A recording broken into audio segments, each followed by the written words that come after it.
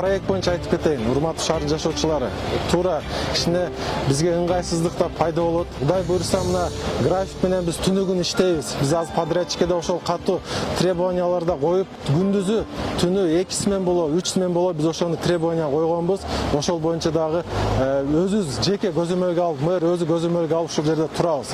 Бул биринчиси.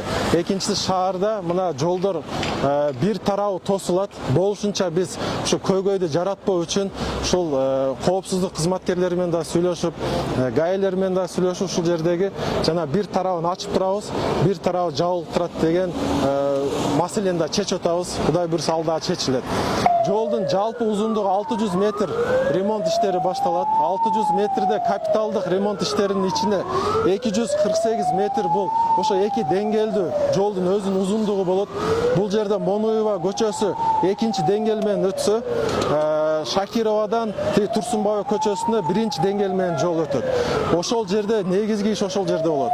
Жердин астында болгон коммуналдык жана коммуникациялар бар, трубалар бар, кабелдер бар. Ошол боюнча службалар өздөрүнүн сунушун берип, биз проектке киргизип, подрядчиктер ошолорду жылдырып, ошол боюнча да катуу иш алып барат.